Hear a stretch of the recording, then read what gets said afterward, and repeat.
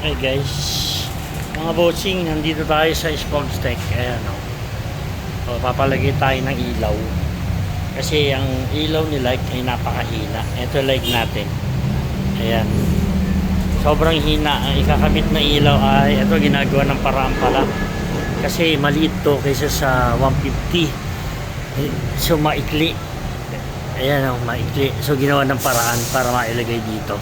Nagpalagay na rin ako ng visor. Ayan. Tapos ang ilalagay na ilaw natin ay ito, Senlo. Ayan, Senlo. Senlo X1 GT. Yan ilalagay natin ilaw. Tapos may switch na rin. Ayan yung switch. Yan yung motor natin. Ayan, palagay na ako ng visor kay JM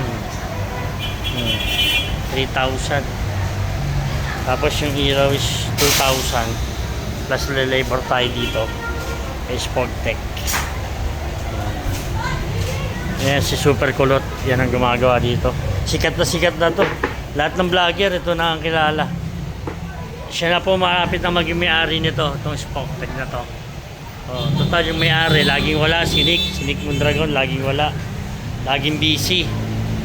Sobrang busy ng tao na yun. Ngayon nasa Rise. Yan yung motor natin. Palalagyan ng ilaw.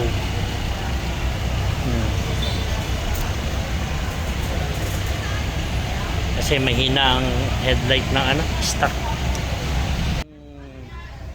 Light napakahina. Tapos nakataas pa. Yan yung pipihitin pala sa ilalim yon.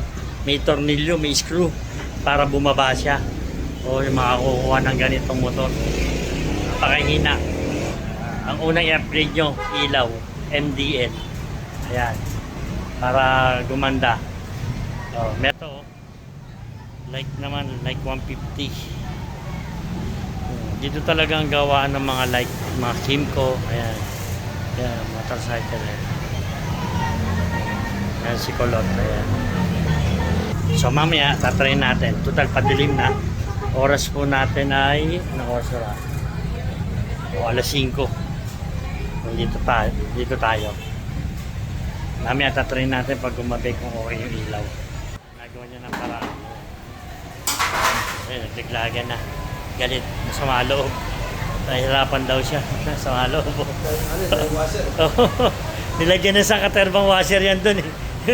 Ang daming nilagay. Oo kaya nga eh. Ang daming nilagay. Ewan ko ba. Diba? Mga bossing mamaya. Tatry natin to ha. Okay, bye bye.